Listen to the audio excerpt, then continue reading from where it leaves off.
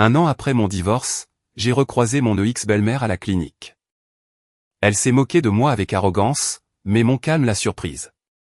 C'est alors qu'un homme mystérieux est apparu, faisant s'effondrer son assurance. Je m'appelle Élise Dubois. J'ai 36 ans et je suis médecin urgentiste. J'ai soigné des gens lors d'accidents terribles. J'ai travaillé de longues nuits alors que des vies ne tenaient qu'à un fil. Quelle que soit la gravité de la situation, mes mains n'ont jamais tremblé. Mais un après-midi, après une longue garde à l'hôpital, quelque chose s'est produit qui m'a ébranlé plus que n'importe quelle urgence. Je marchais près de la maternité quand j'ai vu mon ex-belle-mère, Marguerite Fournier. Marguerite avait une façon de sourire qui n'avait rien de bienveillant. Son sourire ressemblait toujours à une porte qui se refermait lentement.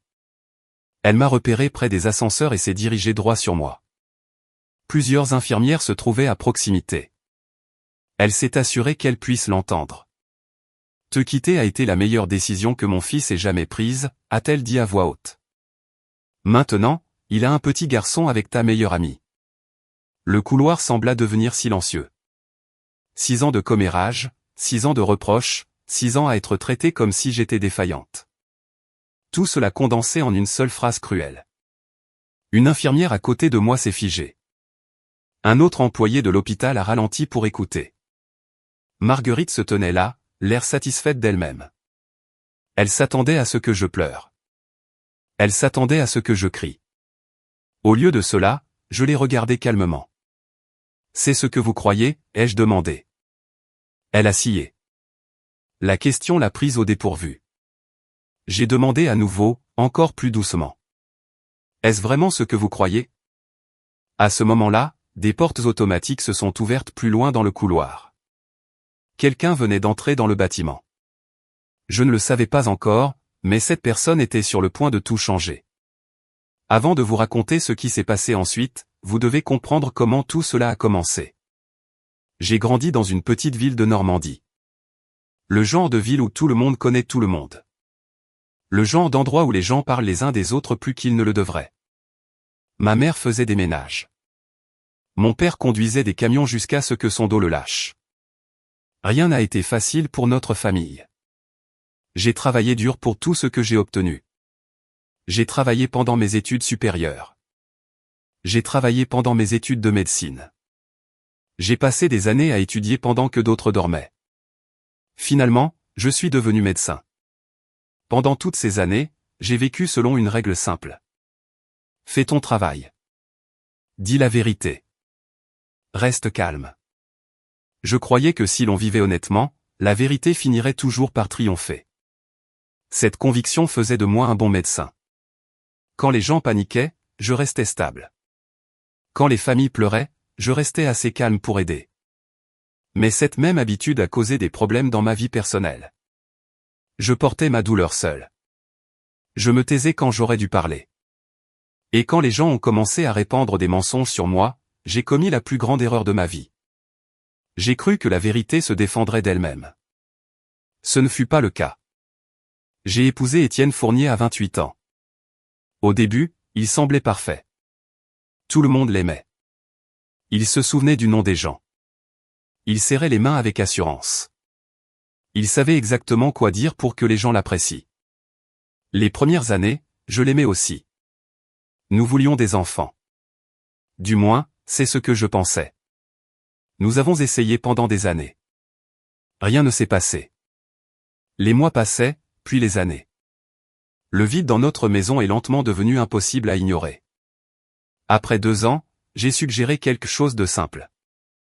Nous devrions tous les deux faire des tests. Je lui ai dit, c'est la routine. Je prescris ce genre de test à des patients tout le temps. Mais Étienne a refusé. D'abord, il a ri. Puis il est devenu sur la défensive. Il a dit qu'il n'y avait aucune raison pour qu'il se fasse tester. Il a insisté sur le fait que le problème ne pouvait absolument pas venir de lui. J'ai redemandé plus tard. Il s'est mis en colère. Après ça, j'ai cessé d'insister. On ne peut pas forcer un autre adulte à entrer dans un cabinet médical. Alors, j'y suis allé seul. Quelques semaines plus tard, mes résultats sont revenus. Tout était normal. Je me souviens être assise dans ma voiture, à regarder le papier. Je me sentais soulagée, mais aussi confuse. S'il n'y avait pas de problème médical de mon côté, alors que se passait-il? Je ne le savais pas. Et parce que je ne le savais pas, d'autres personnes ont commencé à créer leurs propres réponses. Sans me le dire, Étienne avait déjà commencé à parler à sa mère. Des petites remarques, des petites suggestions, des petites allusions. Il lui a dit que j'étais peut-être la raison pour laquelle nous ne pouvions pas avoir d'enfants. Peut-être que quelque chose n'allait pas chez moi. Peut-être que je ne pouvais tout simplement pas devenir mère. Marguerite l'a cru immédiatement. Elle adorait son fils. Pour elle, Étienne ne pouvait rien faire de mal. S'il disait quelque chose, elle le considérait comme un fait. Bientôt, elle a commencé à répéter l'histoire. Au début, c'était discret, un soupir triste à l'église. Un commentaire à voix basse pendant le déjeuner, un regard compatissant envers moi. Puis ça a pris de l'ampleur. Un soir, lors d'une réunion à l'église, Marguerite m'a présenté à un visiteur. « Voici Élise », a-t-elle dit. « C'est un excellent médecin. » Puis elle a baissé la voix. « C'est tellement dommage pour les enfants. » La femme m'a regardé avec pitié. J'ai senti mon estomac se nouer. L'histoire s'était déjà répandue. Les gens parlaient de moi-même quand je n'étais pas dans la pièce. Marguerite m'a serré la main. Puis elle a prononcé la phrase qu'elle répéterait pendant des années. Certaines femmes ne sont tout simplement pas faites pour être mères. Elle souriait en le disant. Elle le croyait honnêtement. D'une certaine manière, c'était plus blessant que si elle avait été ouvertement cruelle. Elle n'essayait pas de me blesser. Elle pensait dire la vérité, mais la vérité était un mensonge qu'Étienne lui avait servi. Je suis rentré chez moi ce soir-là, humilié. J'aurais dû le confronter. J'aurais dû exiger des réponses. Au lieu de cela, je suis restée silencieuse. Je pensais que la vérité finirait par se révéler. J'avais tort. Ma meilleure amie, Chloé Bernard, était la personne sur qui je m'appuyais pendant ces années. Nous étions amis depuis le lycée. Elle savait tout de moi. Elle était à mes côtés à mon mariage. Elle m'a tenu la main quand mon père est mort. Elle m'écoutait chaque fois que j'avais besoin de quelqu'un. Du moins, c'est ce que je croyais. Chaque fois que les commérages devenaient trop douloureux, Chloé venait. Elle apportait des collations ou du vin. Elle s'asseyait sur mon canapé et me réconfortait. « Tu es incroyable, Élise », disait-elle. « Tu n'as pas besoin d'enfants pour être complète. » Ou elle disait, « N'écoute pas Marguerite. » Ou, « Étienne t'aime. » Les mots semblaient encourageants. Mais avec le recul, ils se concentraient toujours sur la même chose. La chose qui me manquait supposément, la chose que tout le monde croyait être mon problème. Je n'ai pas remarqué d'autre chose. Je n'ai pas remarqué à quelle fréquence Chloé regardait Étienne. Je n'ai pas remarqué à quel point elle semblait connaître son emploi du temps. Je n'ai pas remarqué les signes infimes. Je lui faisais entièrement confiance. Cette confiance allait finir par me détruire. Puis est arrivé le jour où tout s'est effondré. Je suis rentré à la maison après une longue garde à l'hôpital. Une grande enveloppe était posée sur le comptoir de la cuisine. Au début, j'ai pensé que c'était de la paperasse. Puis je l'ai ouverte. Des papiers de divorce. Je suis resté là, à les regarder. La maison semblait étrangement vide.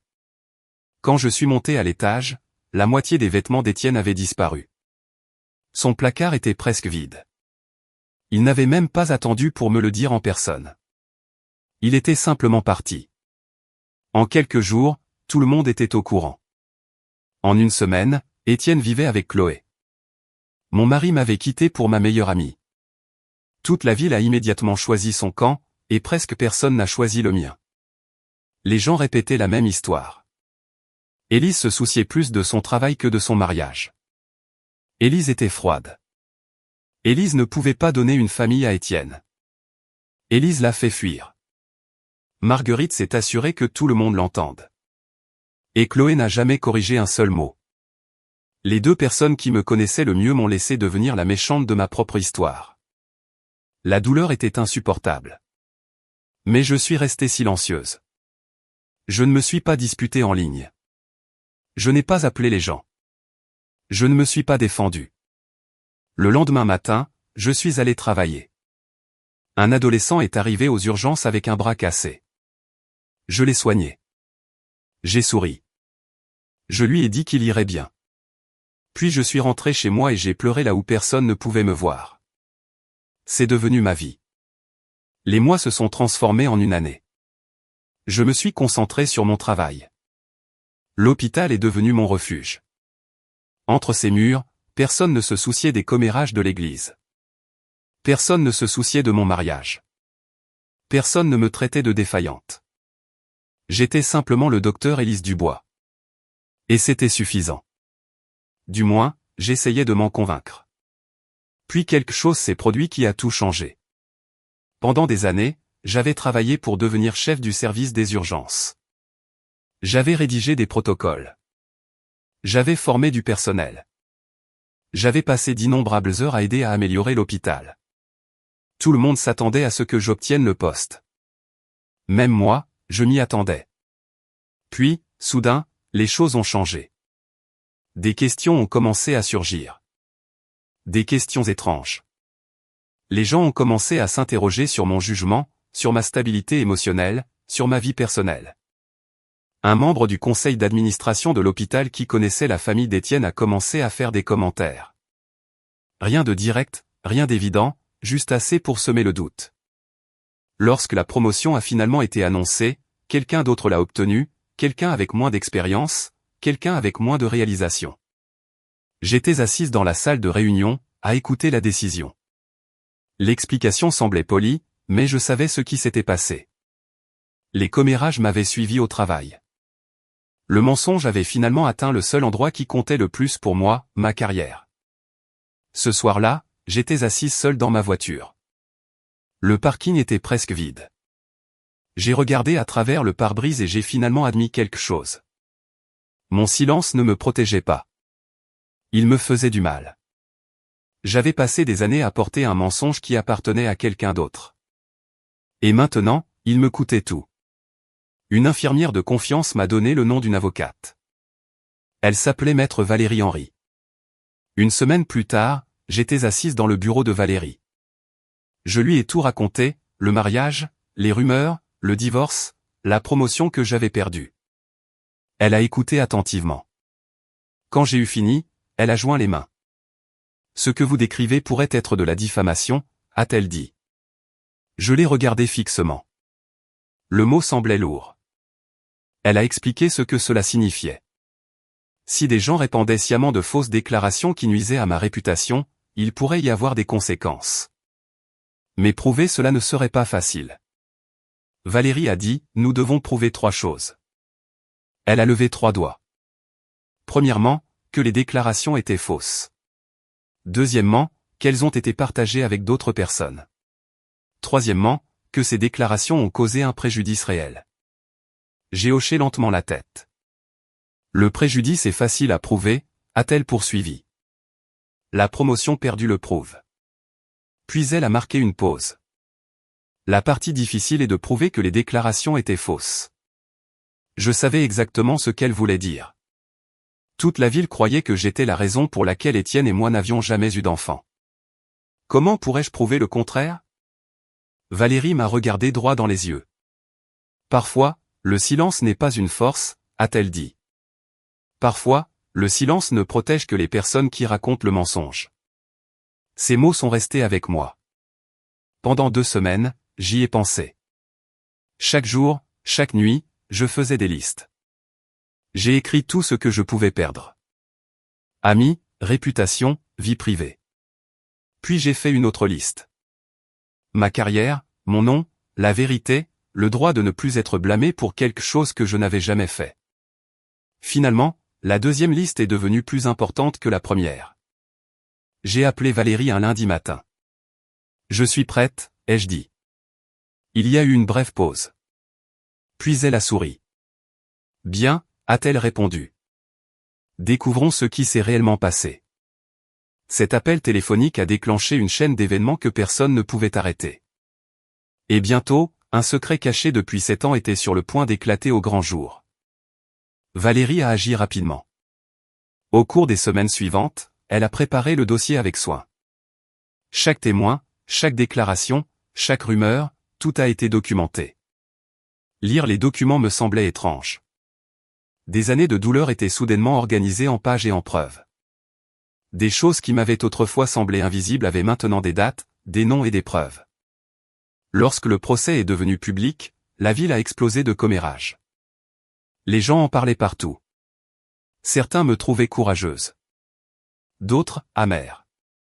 Beaucoup disaient que je devrais simplement passer à autre chose. Marguerite a réagi exactement comme Valérie l'avait prévu. Au lieu de reculer, elle a répété la même histoire encore plus fort. Elle a dit à tout le monde que j'étais en colère parce qu'Étienne avait trouvé le bonheur.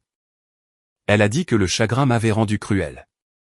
Elle a dit que j'essayais de détruire une famille. Chaque fois qu'elle répétait le mensonge, elle aidait mon cas sans le savoir. Valérie a expliqué pourquoi. S'ils continuent d'insister sur le fait que l'histoire est vraie, a-t-elle dit, ils devront finir par le prouver. Peu de temps après, l'avocat d'Étienne a déposé une réponse. Valérie m'a appelé immédiatement. Ils ont commis une erreur, a-t-elle dit. Quel genre d'erreur? La plus grosse possible. Mon estomac s'est noué. Ils ont officiellement affirmé que les déclarations étaient vraies. Je suis restée silencieuse. Valérie a poursuivi, ils disent que vous étiez la raison pour laquelle le mariage n'a jamais produit d'enfant. Je ne comprenais pas entièrement pourquoi c'était important. Puis elle a expliqué, s'ils veulent prouver que vous étiez le problème, ils devront peut-être aussi ouvrir le dossier médical d'Étienne. Soudain, mon cœur s'est mis à battre la chamade. Pendant des années, Étienne avait refusé les tests. Pendant des années, il avait évité toute conversation. Pendant des années, il avait agi comme si le sujet ne concernait que moi. Maintenant, ce mur pourrait enfin se fissurer. Ce n'est pas garanti, a prévenu Valérie. Mais ils viennent d'ouvrir une porte. Cette nuit-là, j'ai à peine dormi. Les souvenirs ne cessaient de revenir. Un souvenir se démarquait plus que tout autre. 7 ans plus tôt, Étienne s'était rendu dans une clinique en ville. Il avait appelé ça une visite médicale de routine. Il était parti tôt le matin. Quand il était rentré, il semblait différent, silencieux, irritable, distrait. Quand je lui ai demandé si quelque chose n'allait pas, il m'a sèchement répondu. Puis il a changé de sujet. Après ce jour, il n'a plus jamais discuté de tests de fertilité. Pas une seule fois. À l'époque, je n'y avais pas prêté attention. Maintenant, cela me semblait important. Le lendemain matin, je l'ai dit à Valérie. Elle a écouté attentivement. Ce n'est pas une preuve, a-t-elle dit, mais cela nous donne une raison de poser des questions. Peu après, elle a déposé une requête demandant l'accès aux dossiers médicaux pertinents. L'équipe juridique d'Étienne s'est battue avec acharnement, très durement. Ils ont invoqué la vie privée. Ils ont invoqué la pertinence. Ils ont invoqué tout ce qu'ils pouvaient. Les voir se battre si désespérément m'a rendu méfiante. On défend rarement rien avec autant d'énergie. Puis vint l'attente. L'attente est devenue une torture. Au travail, je restais calme. Je soignais des patients. Je gérais les urgences. Je souriais quand les familles avaient besoin d'être rassurées. Mais à l'intérieur, je me demandais constamment, que cachait Étienne? Pourquoi tout le monde avait-il si peur de ces dossiers? Quelques semaines plus tard, Valérie a placé un épais document devant moi.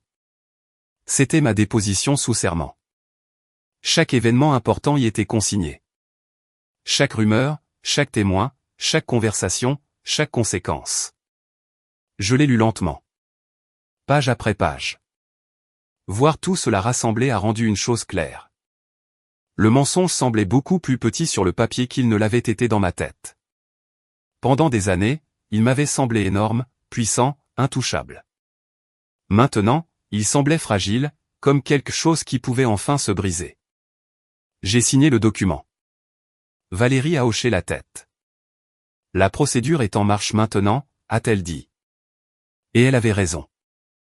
Quelques jours plus tard, le juge a pris une décision. J'étais au travail quand Valérie a appelé. Je suis entré dans une salle de fourniture pour répondre. Le juge l'a approuvé, a-t-elle dit. Mon souffle s'est coupé. Les dossiers doivent être produits. Je me suis appuyé contre une étagère. pendant un instant, je n'ai pas pu parler. Le mur derrière lequel Étienne s'était caché pendant 7 ans était enfin en train de tomber. De l'autre côté de la ville, la panique a commencé à se propager. Marguerite a appelé le bureau de Valérie. Plus d'une fois, Étienne a demandé des réunions privées avec son avocat. Quelque chose avait changé. Pour la première fois, ils avaient peur. Je ne célébrais pas. Je n'étais même pas heureuse. Je me sentais simplement soulagée. La vérité avait enfin une chance. Une semaine plus tard, quelque chose d'étrange s'est produit. Mon téléphone a vibré. Le message venait de Chloé. Le premier message en plus d'1 an. S'il te plaît, arrête ça. Pense au bébé. J'ai fixé l'écran. Pourquoi s'inquiétait-elle? Le procès ne la concernait pas. Il ne concernait pas l'enfant. Il concernait des mensonges racontés sur moi. Pourtant, elle semblait terrifiée. J'ai relu le message. S'il te plaît, arrête ça. Pense au bébé. La peur dans ces mots semblait réelle. Et soudain, je suis devenue curieuse. Très curieuse. De quoi Chloé avait-elle peur exactement? Je n'ai jamais répondu. J'ai simplement attendu. 8 jours plus tard, Valérie a appelé. Venez à mon bureau. Sa voix semblait sérieuse. Je savais que quelque chose s'était passé. Quand je suis arrivé, elle attendait déjà. Elle a fait glisser une seule page vers moi. La majeure partie était cachée sous la protection du tribunal. Seule une section restait visible. Une phrase, un diagnostic, une vérité. 7 ans plus tôt, on avait diagnostiqué à Étienne une condition médicale qui rendait la paternité biologique impossible. J'ai regardé la page. Mes mains sont restées parfaitement immobiles. Mais à l'intérieur, tout a basculé. Pendant des années, on m'avait traité de défaillante. Pendant des années, je m'étais remise en question. Pendant des années, j'avais porté une honte qui ne m'appartenait pas. Et pendant tout ce temps, Étienne avait su. Il avait su la vérité depuis le début. J'ai ressenti plus de chagrin que de colère. Chagrin pour les années que j'avais perdues. Chagrin pour chaque commentaire cruel. Chagrin pour chaque nuit où je m'étais demandé ce qui n'allait pas chez moi. Rien n'allait mal chez moi. Rien. Le mensonge avait toujours appartenu à Étienne. Et il me l'avait refilé pour ne pas avoir à le porter lui-même. J'ai quitté le bureau de Valérie en silence. Quand je suis arrivé à ma voiture, je suis resté assise là pendant un long moment. Puis une autre pensée est apparue. Une pensée que je ne pouvais ignorer. Si Étienne ne pouvait pas avoir d'enfant, alors de qui était l'enfant que Chloé élevait? La question m'a frappé comme un éclair. Le bébé que tout le monde célébrait. Le bébé dont Marguerite se vantait. Le bébé qu'Étienne appelait fièrement son fils. Cet enfant ne pouvait pas être celui d'Étienne, du moins pas biologiquement. Soudain, le texto de Chloé prenait tout son sens. S'il te plaît, arrête ça. Pense au bébé. Elle n'avait pas peur pour Étienne. Elle avait peur de la vérité. Valérie était d'accord. Il y a plus que ça ici, a-t-elle dit. Mais laissons le tribunal le découvrir. C'est exactement ce qui s'est passé. La réponse est arrivée de manière inattendue. L'homme qui est entré à l'hôpital cet après-midi-là avait un nom, Antoine Foucault. Au début, je ne savais pas qui il était. Plus tard, tout est devenu clair. Des mois avant que Chloé ne tombe enceinte, elle avait eu une liaison secrète avec Antoine. Elle a finalement choisi Étienne à la place. Puis elle a complètement coupé Antoine de sa vie, a bloqué ses appels, ignoré ses messages, a disparu. Elle ne lui a jamais dit qu'elle était enceinte. Ne lui a jamais dit qu'elle avait accouché. Rien. Mais Antoine avait des questions. La chronologie n'avait jamais eu de sens pour lui. Finalement, quelqu'un a mentionné l'hôpital où Chloé avait accouché. Quelqu'un a mentionné la date. Et Antoine a décidé de voir par lui-même. C'était l'homme qui est entré dans la maternité pendant que Marguerite m'insultait. Au moment où Chloé l'a vu, elle a décomposé. Elle savait. Elle savait exactement pourquoi il était là. La vérité marchait vers elle et elle ne pouvait pas l'arrêter. Bientôt, une autre procédure judiciaire a commencé. Un test génétique a été demandé. Les preuves ont été examinées. Des questions ont été posées. Les résultats ont confirmé ce que beaucoup de gens avaient commencé à soupçonner. Antoine était le père biologique, pas Étienne. La nouvelle a tout brisé. Ce qui faisait le plus mal, c'était de réaliser qu'Étienne avait probablement su depuis le début. Il connaissait son diagnostic. Il savait que l'enfant ne pouvait pas être biologiquement le sien. Pourtant, il a quand même utilisé ce bébé comme preuve. Preuve qu'il était l'homme que tout le monde croyait qu'il était. Preuve que je l'avais supposément laissé tomber. La cruauté de cette prise de conscience est restée avec moi. Pas parce que je voulais me venger, mais parce que cela montrait jusqu'où il était prêt à aller pour protéger son image. Valérie m'a dit plus tard que l'avocat d'Étienne voulait un arrangement privé. De l'argent, une correction envoyée discrètement au conseil d'administration de l'hôpital, une promesse de réparer ma réputation. En échange, tout resterait caché. Pas d'audience publique, pas de vérité publique, juste le silence. Valérie a posé l'offre sur son bureau. C'est en fait une offre solide, a-t-elle admis. Je comprenais pourquoi. Financièrement, c'était une victoire. Professionnellement, c'était une victoire. Mais quelque chose n'allait pas. Les mensonges à mon sujet n'avaient jamais été chuchotés. Ils avaient été prononcés publiquement à l'église, lors de réunions de famille, lors d'événements communautaires. Les gens avaient entendu le mensonge. Ils méritaient d'entendre la vérité. J'ai secoué la tête. Non. Valérie m'a étudié attentivement. Vous êtes sûr? Oui. Elle a hoché lentement la tête. Alors nous irons au tribunal. Avant l'audience, Marguerite est venue me rendre visite. Elle s'est présentée à mon appartement un dimanche après-midi. Pendant un instant, j'ai failli ne pas répondre, mais j'ai finalement ouvert la porte. Elle avait l'air fatiguée, plus âgée, plus petite. Pour la première fois, elle ne semblait pas puissante. Elle semblait effrayée. « S'il vous plaît, abandonnez le procès », a-t-elle dit. Pas pour Étienne, pour la famille, pour le bébé. Je l'ai regardée en silence. Une partie de moi avait pitié d'elle. Elle avait passé des années à croire son fils, des années à le défendre, des années à répéter ses mensonges. Maintenant, tout s'effondrait. Mais ensuite, elle a dit la même phrase qu'elle avait répétée pendant des années. Certaines femmes ne sont tout simplement pas faites pour être mères. Même maintenant, même après tout, elle s'accrochait toujours au mensonge. J'ai pris une lente inspiration. Le mensonge n'a jamais été le mien, ai-je dit doucement. Rentrez chez vous, Marguerite. Elle est partie sans un mot de plus. L'audience au tribunal a eu lieu quelques semaines plus tard. La salle était bondée. Des membres du conseil d'administration de l'hôpital étaient présents. Des membres de l'église étaient présents. Des voisins curieux étaient présents. Marguerite était assise à côté d'Étienne. Chloé était assise près du fond. Antoine était assis plusieurs rangées derrière elle. Tout le monde semblait nerveux, sauf moi. Étrangement, je me sentais calme.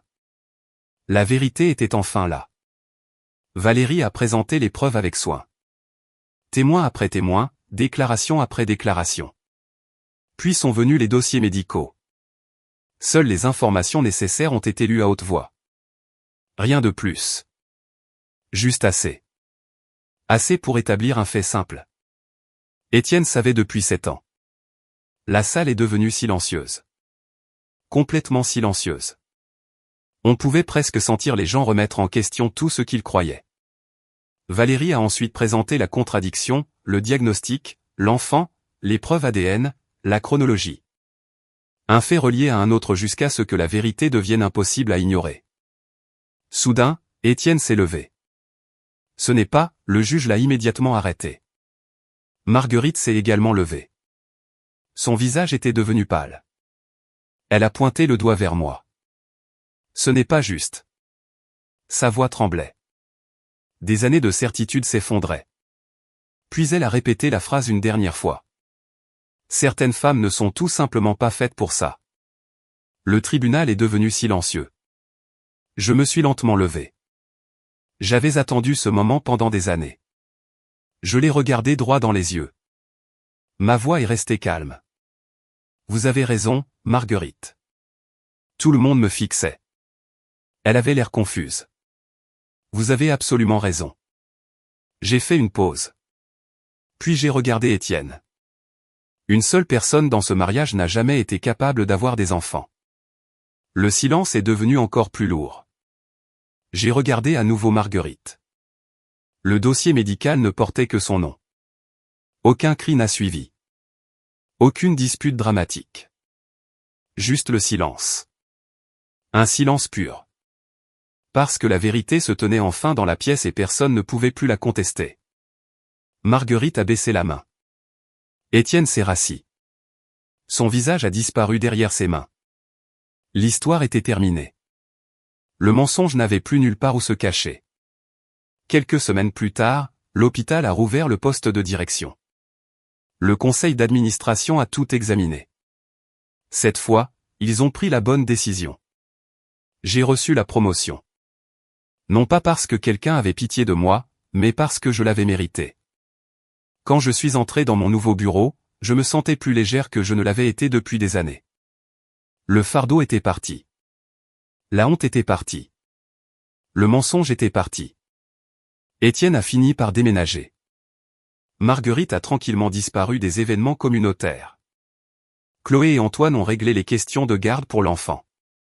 Et moi, je suis resté exactement là où était ma place, à l'hôpital, à faire le travail que j'aimais, à aider les gens, à vivre ma vie. Avant que tout ne se termine, j'ai envoyé une dernière note à Marguerite. Elle était courte, simple. Je ne porterai plus le mensonge de votre fils. Vous ne devriez pas le porter non plus. C'était tout. Elle n'a jamais répondu. Je ne m'attendais pas à ce qu'elle le fasse. Je n'avais plus besoin de réponse. J'avais enfin la vérité. Et parfois, c'est suffisant. S'il y a une chose que j'ai apprise, c'est celle-ci. La vérité n'a pas besoin de crier. Elle n'a pas besoin de pourchasser qui que ce soit. Elle attend simplement. Et lorsque la bonne question est enfin posée, la vérité répond d'elle-même.